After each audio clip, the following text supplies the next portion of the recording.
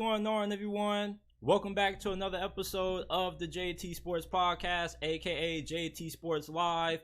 We got a really exciting episode today, man. We're going to be discussing Stefon Diggs, weird frustrations with the Buffalo Bills that doesn't really make a lot of sense to me. I don't know why he's upset with the Buffalo Bills organization, but we're going to dive into it. We're also going to be talking about second-year cornerback for the New England Patriots, Jack Jones, being arrested on the firearm charges. We're going to dive into his case, what his future with the New England Patriots holds, and then I'm going to be telling you guys why I believe the Carolina Panthers are going to be NFC South champions this year. And lastly, I'm going to be giving you guys my list of the NFL's most improved defenses going into the 2023 NFL season. Before we begin, if you haven't already, make sure that you guys leave a like, subscribe to the channel. We go live every day, Monday through Friday at 5 p.m. Eastern Time. Listen to the JT Sports Podcast, available on all podcasting platforms. We're not just available on YouTube. You can find us on Apple, Google, Spotify, Amazon, wherever you get your podcast from. You can find the JT Sports Podcast. All you got to do is go to whichever podcasting service that you use, type in the JT Sports Podcast, and it will pop up. Or you can go down to the description down below, scroll down a little bit, and you will find the links to the Apple and Spotify versions of the podcast. Star receiver Stefon Diggs is reportedly really frustrated with the Buffalo Bills. Now, we all remember when he had that blow up near the end of the Cincinnati Bengals game where they lost in the divisional round. He was scolding Josh Allen. He ended up leaving the field early.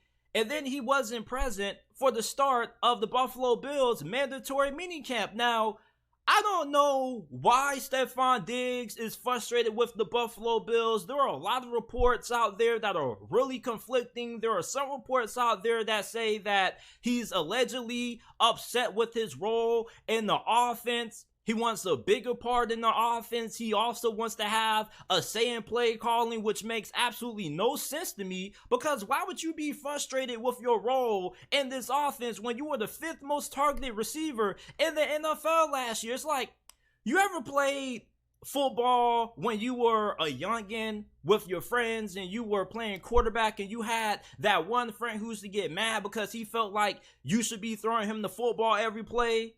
That's kind of what this situation reminds me of, bro. Like, why are you upset with your role in the offense? You were the 5th most targeted receiver in the NFL last year, and in that loss to the Cincinnati Bengals, you were targeted 10 times in that game. How many targets do you want, Stefon Diggs? Do you want to get all the targets? Do you want to make all the plays for yourself, bro? This is really confusing to me, man. Like, why are you frustrated with your role in the offense? You're the alpha. You're the number one. You're getting the most targets. You're getting the most volume. And then you want to have a say in play calling? You are a wide receiver. What say in play calling do you need? You ain't the quarterback. You have a simple job. The play receiver, which means running routes, getting open, catching passes, and scoring touchdowns. You don't need to have a damn say in the play calling. You ain't playing quarterback, because the only thing you're going to do with you having a say in play calling is you getting more touches in the offense, which I think you get a pretty good amount of touches, Stefon Diggs. I don't understand why this man is frustrated with the Buffalo Bills. And this is the reason why maybe Buffalo can't get over the hump. You see, when you're trying to win a championship, everybody on your team has to be on the same level. Everybody has to put their egos aside, and it has to be one team, one goal. Everybody can't get touches. Sometimes you got to sacrifice some touches for the betterment of the team in order to win. And it's not like Stefon Diggs isn't getting any targets at all. This dude was the 5th most targeted receiver in the NFL last season. Like, why is this man frustrated? Does he not want to be in Buffalo anymore? If that's the case, just ask for a trade. Like, I really don't understand why Stefon Diggs is so frustrated. And then there was a report that came out earlier today that said that allegedly he could be upset because he agreed to get his contract restructured so the Buffalo Bills could sign DeAndre Hopkins. Now, we don't know if that's true or not. If that is true, then I think that's a little bit messed up on the Buffalo Bills' behalf, because if Stefon Diggs agreed to have a restructured contract and you agreed to say that, okay, Stefon, if you restructure your deal for us, we're going to sign DeAndre Hopkins, and if you go ahead and don't do that and you use that money that you freed up to sign Leonard Floyd, I think that's really messed up. DeAndre Hopkins would make the Buffalo Bills offense nearly unstoppable. But we don't know the legitimacy to those reports. Like I said, all that is speculation, that is rumors. But for Stefon Diggs to be frustrated with the Buffalo Bills, it really confuses me. You're getting paid well. You're one of the highest paid receivers in the game. You were the 5th most targeted receiver in the NFL last year. I have to reiterate that for the last time. And then you have a pretty big role in this offense. What more do you want, Stefon Diggs? Like, how can you make this guy satisfied? I see why the Minnesota Vikings traded him away. This dude is a headache, man. You cannot win a championship when you have players like this in your locker room. There were guys like this on my high school team, man, who all they wanted was the ball in their hands. They didn't want nobody else to get some shine. When you're trying to win a championship, you put your ego aside and you do what's best for your team. Stefon Diggs is the kind of player that's acting like he cares about winning when all he wants is to be a big part of why they're winning. That's what it seems like to me. Now, you guys correct me if I'm wrong, but this does not make any sense to me. Why are you mad? You have a great contract. You're getting paid well. You're getting a lot of targets. What more do you want? You don't need a say in the play calling. You're not the quarterback. You're the receiver. Go out there, catch those passes, run those routes, and score those touchdowns, man. Because the only thing you're going to have a say in the play calling and what you're going to do with that power is try to find your way to get you more touches, which I doubt that you need because you're already getting the bulk load of the work on offense for the Buffalo Bills, man. The Buffalo Bills, I don't know what they have going on right now, but this team is trending in the wrong direction. It really is. I don't understand why Stefon Diggs is disgruntled. Even Sean McDermott was like he was concerned with Stefon Diggs not showing up. They didn't expect this man not to come to minicamp. They were expecting him to be there. They don't understand what's going on. They just as lost as me and you. I don't get why Stefon Diggs is frustrated with the Buffalo Bills. We don't really know the legitimacy to what has gone on behind the field up there in Buffalo. But this is a really weird situation. And it's kind of uncomfortable if you're a Bills fan or if you're a member of Bills Mafia, because you don't know why your star receiver is disgruntled. And it makes no sense. It's not about money. It shouldn't be about touches, because I don't know how many more targets you can get unless you just want the ball every single play. And it kind of makes them come out as selfish. So if I'm Stefon Diggs, I think it probably would be in his best interest to clear this up instead of trying to send subliminal messages via Instagram and Twitter. Just cut it out, bro. Like, just let the people know what the problem is. Because this does not look good on Stefon Diggs' image. It looks like the same reason why the Minnesota Vikings shipped him off to Buffalo in the first place.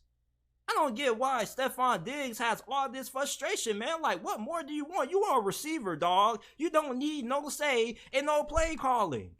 That's for the quarterback. Like, this makes no sense. This is one of the most confusing situations that I've witnessed in a very long time being a fan of the NFL. We have a star receiver that's one of the highest paid at his position, top 5 in targets, is playing on one of the best teams in the NFL, and yet it's not enough for him. He's still frustrated. For what reason? We need some more information to come out, or we need Stefon Diggs to go on the podcast platform like The Pivot or I Am Athlete and tell his story, bro, because this is really confusing and it's really puzzling to me, man. Jack Jones. Man, y'all boys know I love me some Jack Jones. last year, I said that Jack Jones was going to have a phenomenal rookie season, and he did. And we were expecting big things out of Jack Jones going into year 2 for the New England Patriots. He was having a very phenomenal mini camp. And then all of a sudden, this dude, last Friday, I get a notification on my phone that says Jack Jones has been arrested for allegedly having 2 loaded firearms at an airport. And this was the same person who was calling out and tweeting out John Morant for showing, guns on Instagram Live. Jack Jones, brother, what's up with you? What's going on with you, Jack Jones, man? So he has been charged with possession of a concealed weapons in a secure airport area, possession of ammunition without firearm ID card, unlawful possession of a firearm, and carrying a loaded firearm. And I was talking to a homie who does a lot of research when it comes to, law enforcement and sentencing when it comes to certain crimes. And I asked him, on the scale of 0 to 100%, how confident are you that Jack Jones could potentially get all this reduced to a misdemeanor? And he said 40%, which was pretty low. And I was like, dang, why so low? He was like, he doesn't know, man, because, up there in Massachusetts, and that kind of area, that part of the country, they're really hard on cases like this, man. They don't play when it comes to firearms up in that part of the country. Now, one thing to be encouraged about if you're a Patriots fan is that this dude has a really good attorney. As a matter of fact, he has one of the best criminal defense lawyers in the whole entire country. And I would say her name if I knew how to pronounce it, but go and look up who Jack Jones' lawyer is that's going to be representing him in this situation. She's one of the best in America. So this man is in very great hands. And the New England Patriots, they haven't announced that they are going to be releasing him. I'm guessing that they're going to wait and see how this situation plays out. But he could be serving some time due to this situation, man. He could serve a mandatory 18-month prison sentence with the possibility of having 2 years added on to that because the firearms were loaded. And there's even some reports that are saying that he could end up facing a maximum time of 30 years. Now, I don't think he's going to face 30 years. And I think that there's a good possibility that maybe he can get off without facing a lot of time, and maybe he doesn't get any time at all. He has a really good lawyer that's going to be representing him in this case. He already bonded out for $30,000. But what his future in New England is really up in the air.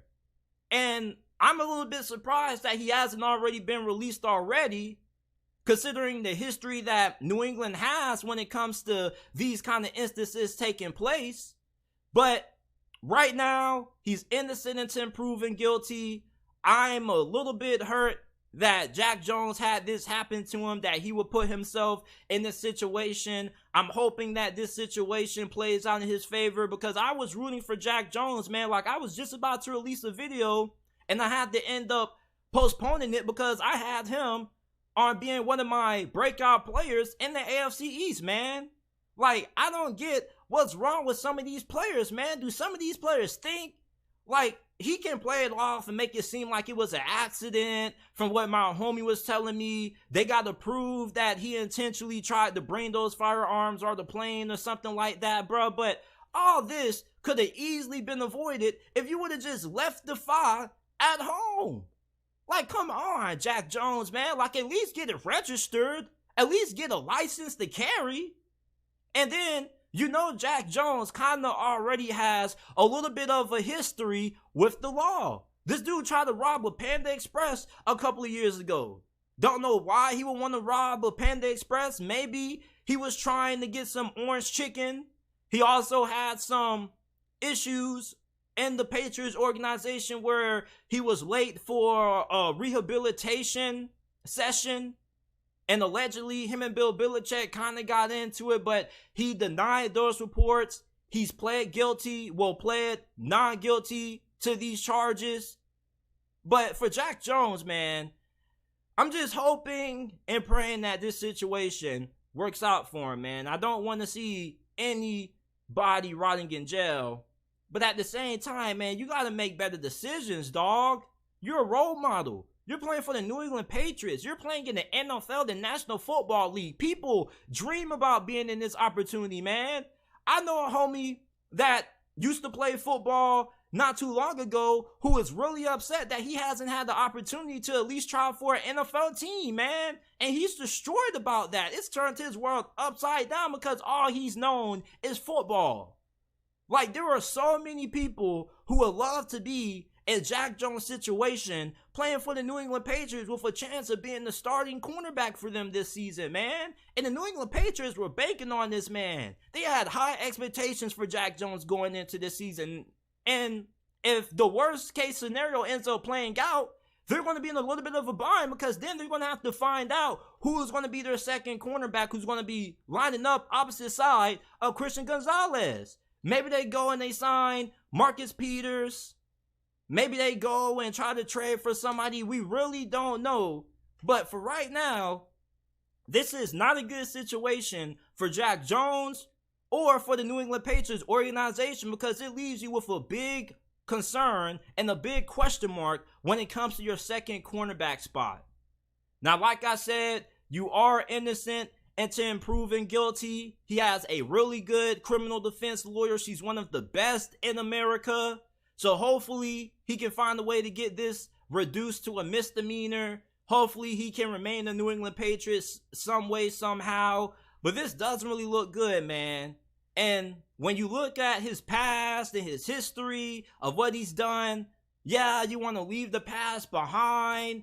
But it's like, doggone it, man. You kind of keep putting yourself in the similar situations that you have in the past. And you keep repeating the same cycle. And it's just that some people in life just don't get it. And some people in life just never grasp the opportunities that they have in front of them. Some people just are poor decision makers. And hopefully Jack Jones isn't one of them, but right now it looks like he is. And I'm not trying to paint a narrative on Jack Jones. I'm not trying to in a certain light. But all I'm saying is that this dude finds himself in these kinds of situations very often. Hoping that Jack Jones ends up having this situation play out in his favor. I really want him to play for the New England Patriots this year, man. He was one of my favorite rookies to watch last year. I'm rooting for this man. But you got to make better decisions, people. We have to be better decision makers, especially when we have this kind of opportunity that's been blessed to us, man. Jack Jones worked his tail off to get to this point, man. And it's kind of a little bit disappointing to see his fate decided in the hands of the law. Let's talk about my most improved defenses going into the 2023 NFL season. We already did most improved offenses going into this year. Make sure that you guys go ahead and check that out. We first got to start off with the Detroit Lions. These dudes had a tremendous secondary overhaul that they did over the course of this offseason. In free agency, they signed former Steelers cornerback Cameron Sutton. You also signed former 49ers cornerback Emmanuel Mosley. You got CJ Gardner-Johnson on a one-year deal for a really reasonable price. I don't know how the hell they were able to pull that off. And then you drafted rookie linebacker out of Iowa, Jack Campbell. You got Alabama defensive back Brian Branch. This Detroit Lions defense is going to be really good this season. They already are going to have a really good pass rush with James Houston and Aiden Hutchinson. And now you improve that secondary. This defense should be drastically better this season compared to how it was last year. Now, next up, we got the Miami Dolphins. Now, the Miami Dolphins may not have had the flashy signings that the Detroit Lions had, but they were able to hire Vic Fangio, who was one of the biggest additions of this offseason in most people's eyes. And then they traded for Jalen Ramsey, and they basically got him for a third-round pick and an unknown tight end named Hunter Long.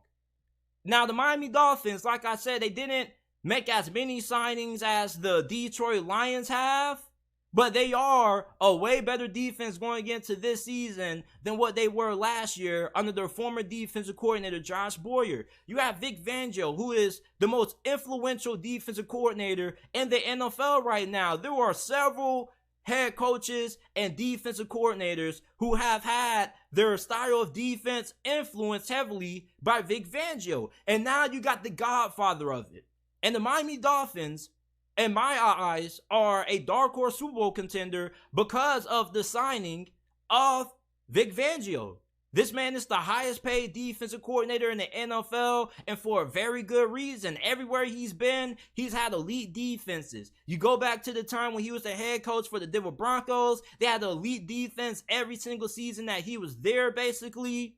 And going to the Miami Dolphins, you have one of the most talented defenses in the NFL. So I think that this Dolphins defense is going to end up being one of the top 10 best in the NFL this season. The Houston Texans, man, I think that a lot of people are really overlooking the Texans going into this season, man. I think that this is one of the most underrated teams in the NFL for the 2023 season. You hire DeMeco Ryans, and you're giving him some of the best young players in the league. Jalen Petrie, this man led Houston in tackles and interceptions last year as a rookie safety, and I'm surprised that not too many people know how good Jalen Petrie actually is. We know about Derek Stingley, who got held back due to the system and scheme that he was in of Lovie Smith. Lovie Smith is gone. You're giving him a legitimate defensive mind, somebody who's going to be able to get the most out of Derek Stingley. Then you sign Jimmy Ward, Denzel Perryman, and free agency. So this is going to be a super talented defense that the Houston Texans are going to be walking into with this season. DeMeco Ryans, right out the gate, should have this Texans defense playing at a high level, and it's a large reason why I think the Texans have a small chance at being able to compete for the NFC South this year. A lot of people think that the Texans aren't going to win more than 5 or 6 games, but I think that the Texans are going to be able to at least win 7 games and potentially be able to compete for at least second place in this division with the Tennessee Titans. And I think right now the Texans have a better team than the Tennessee Titans right now. Now, of course, we're going to give Tennessee a little bit of the benefit of a doubt because they have Mike Vrabel as their head coach, and he is a really good head coach. But for the Houston Texans, man, defensively, this is one of the most talented young defenses in the NFL. You traded up for Will Anderson, who was the best defensive player in this draft in a lot of people's eyes, over Jalen Carter. The Houston Texans defense is going to be really ferocious this season, man. I think that this is going to be an elite defense. Year 1 under DeMeco Ryans, he did a fantastic job as a DC for the San Francisco 49ers, and I expect that to carry over to Houston. The Chicago Bears last year had one of the worst defenses in the NFL. They made some really big signings this offseason, signing linebackers TJ Edwards and Tremaine Edmunds. And then you have Matt Eberflus as your head coach. And Matt Eberflus formerly was the DC for the Indianapolis Colts. So if you're a defensive-minded coach, the best portion of your team should be the defense. And for Matt Eberflus, I expect this defense to take a tremendous leap of improvement this season. You also bring in the edge rusher DeMarcus Walker, who I think could have a really good season for Chicago this year. They desperately need some pass rushers in there. Last year, they were unable to get pressure at all. You drafted Tyreek Stevenson, and you're going to be pairing him up with Jalen Johnson. There's also another good cornerback that they drafted last year out of Washington who had a really good rookie season. I think his name is Kyler Gordon, if I'm not mistaken. So this is a really talented defense that the Chicago Bears are going to have going into this season. I also can't forget about safety Jaquan Brisker, who is just as good as Jalen Petrie. Both of those guys were pretty much competing for who earned the title of the best rookie safety in the league last year. The Chicago Bears defense, man, they were 31st last year against the run. Their pass defense was in the middle of the pack. The run defense should drastically improve this year, and this pass defense could be amongst the best in the NFL this year when you look at the talent that they have in the secondary and with the improvements that they've made up front. And the last team that I have are the Seattle Seahawks. The Seattle Seahawks, man, this defense was a little bit of a letdown in my opinion last year. I thought that this defense was going to be way better than what it was last year.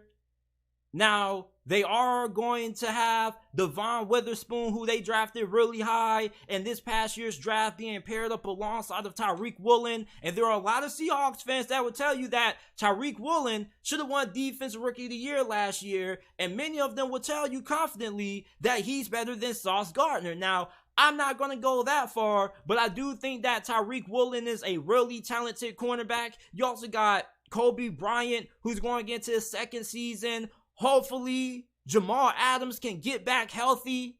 You did sign Julian Love. He had a pretty good season last year for the New York Giants. Quandre Diggs is still a pretty serviceable safety. But what has me excited about Seattle's defense the most is how good their defensive line is going to be, man. Their best pass rushers last year were Darrell Taylor, Uchenna Nwosu, who both had 9.5 sacks. They signed Draymond Jones in free agency. This dude was a freaking beast for the Denver Broncos, and I think he's one of the more underrated interior defensive linemen in the game. When you think about some of the best interior defensive linemen in the game, you think about Aaron Donald and Chris Jones, but Draymond Jones, even though he's not on their level, I think he's a tier below them. Anytime you can get a defensive tackle that can give you 6-7 sacks a season from that position, they deserve a lot of attention. And then you bring back Jarran Reed, who had a lot of success before he left Seattle. He briefly had stints with the Chiefs and the Green Bay Packers, and now he returns to the franchise where he had the most success with. You bring back Bobby Wagner, who never should have left in the first place. Shame on Seattle for allowing that to happen. The Seattle Seahawks defense should be really good this year, man. They were 30th against the run. They were 25th in points per game allowed, and they were 28th in yards per game allowed. All those should improve this season, this year, for the Seattle Seahawks. Now, these are my most improved defenses going into the 2023 NFL season. Let me know your thoughts. Let me know if you think that there's a team that I left off who should be on this list. And the last thing I want to talk about is why I believe the Carolina Panthers are going to win the NFC South this year. A lot of you Falcons fans and Saints fans are going to get really upset with this, but I think that Carolina is going to end up being NFC South champions this year. They got the best coaching staff in this division. Frank Reich has been able to get a team to the postseason based on his track record. This dude is also really good at being able to get efficient and effective play out of his quarterbacks. When he was the head coach for the Indianapolis Colts, he was able to have Jacoby Brissett playing at a pretty serviceable level when Andrew Luck abruptly retired right before the season. Then he was able to squeeze the remaining juice that Phillip Rivers had left in the tank. They went to the postseason that year. And then, despite the fact that they traded Carson Wentz had the most efficient season of his career under Frank Reich's tutelage, throwing 27 touchdowns and 7 interceptions. So Bryce Young is going to be in phenomenal hands with Frank Reich being his head coach. They also have defensive coordinator Ejiro Evero, who was the DC for the Denver Broncos last year. His defense was the only thing watchable about the Denver Broncos, and the only reason why they were able to hang in some of the games that were actually close that they played in last year. He's one of the best up-and-coming defensive minds in the game, and he also got a couple of head coaching interviews, man. This is a fantastic staff that Frank Reich has assembled down there in Charlotte, Carolina. And you look at the team that Carolina has going into this year, I keep hearing a lot of Saints and Falcons fans saying, man, JT, the Panthers don't have a good team. Offensively, you have a really good offensive line. This offensive line was 11th in sacks per game allowed, and they were really good when it came to run blocking last year. Carolina's run game was amongst the best in the NFL during the second half of last year under Steve Wilkes. Now, I know that their wide receiving core doesn't really scare anybody. You got old man Adam Thielen, who definitely is starting to regress and lose a step, but I definitely think he can be a really good mentor for guys like Jonathan Mingo and Terrence Marshall, and I still think that he can play at a serviceable level. I think that he will be a pretty good target for Bryce Young. You got Terrence Marshall, who without a doubt should be in for a breakout season. This dude was a monster during his time at LSU, and even the last couple of years that he's been in the league, he hasn't been bad. It's just that he just needs more opportunities. I love me some Jonathan Mingo coming out of Ole Miss. A lot of people compared this man to A.J. Brown. Steve Smith recommended that the Carolina Panthers draft Jonathan Mingo. He thought that he was one of the best receivers coming out of this past year's draft class. And then you sign Miles Sanders in free agency. This offense has more than enough to win this division. It's not like this division is just loaded with teams that are just stacked on offense. The Carolina Panthers have Frank Reich, their head coach. All he has to be able to do is be a better head coach than Arthur Smith, Dennis Allen, and Todd Bowles. That shouldn't be hard to do. None of those coaches have been able to get their teams to the postseason in the past, and they have losing records as head coaches. Frank Reich has the best coaching staff in this division. He's the best head coach in this division, and that's why I strongly believe that the Carolina Panthers are going to be able to win this division. On defense, you got J.C. Horn. When he gets back healthy, he was one of the best cornerbacks in the league last year. I believe he only gave up 1 touchdown. He was a top 10 cornerback in 2022 last year. You got Brian Burns. You got another really talented defensive back in the second, Jeremy Chin, who is like a hybrid safety. He's going to be playing all over that defense for Carolina this year. This is a really talented defense that the Carolina Panthers are going to have going into this season. And with Ejiro Evero as their defensive coordinator, this should be a top 10 defense this season, man. The Carolina Panthers, I think, are being a little bit overlooked in this division because they got Bryce Young, and a lot of people are really underrating their roster. This division doesn't have any good head coaches. I think that Arthur Smith is really promising. I like him way more than I like Dennis Allen and Todd Bowles. But if I had to put my money today on who I thought was going to win the NFC South, it would be the Carolina Panthers, man. And I'm a little surprised that a lot of people are so high on the New Orleans Saints when they have Dennis Allen as their head coach, man. Saints fans wanted this man fired week 10 of last year. They were making positions to get this man fired. Do you really believe that Derek Carr is going to be enough to get the Saints over the hump? Derek Carr could have a solid season, but that still might not be good enough for the Saints to be able to get to the postseason or win this division, man. Dennis Allen has not proven to be able to lead a team to a winning record, let alone a divisional title. I'd rather put my faith in Frank Reich, somebody who's proven to be able to get a team to the postseason, versus putting my faith in Arthur Smith or Dennis Allen. And Todd Bowles, come on, man. Even Tampa Bay Buccaneers fans expect this team to be bad. Now, if Tampa Bay comes out and they surprise us, they're going to be one of the biggest surprises in the last couple of years. Because many people expect Tampa Bay to be jostling with the Arizona Cardinals for the right to draft Caleb Williams #1 overall. And for the Atlanta Falcons, I mean, they got some nice pieces on offense. I love Bijan Robinson. I love Kyle Pitts. I love Drake London. But I'm not sold on Desmond Ridder. And all they really need is for Desmond Ridder to play at a solid level. And they could be a playoff team. Now, I'm not saying that the Atlanta Falcons are going to miss the playoffs. It's just that I don't think they're going to win the division. Normally, the teams that win their divisions are the teams that are the most well coached. And I think that Carolina is going to be better coached than the Atlanta Falcons and the New Orleans Saints this year. Dennis Allen, this dude is way too conservative with how he manages the game. His offensive coordinator, Pete Carmichael, who spent years under Sean Payton, just seemed to forget how to call plays last year. I don't think New Orleans is going to go anywhere this year. I think they're going to be a giant disappointment. I don't know why people keep overlooking the fact that everywhere that Dennis Allen has been a head coach, he's had a losing record. The New Orleans Saints were supposed to be a playoff team last year. I don't care about injuries, man. Teams deal with injuries all the time. New Orleans should have been way better last year than what they were. Sean Payton went 9-8 with Jameis Winston, Taysom Hill, Ian Book, and Trevor Siemian. And had his best receiver that year being Marquez Callaway.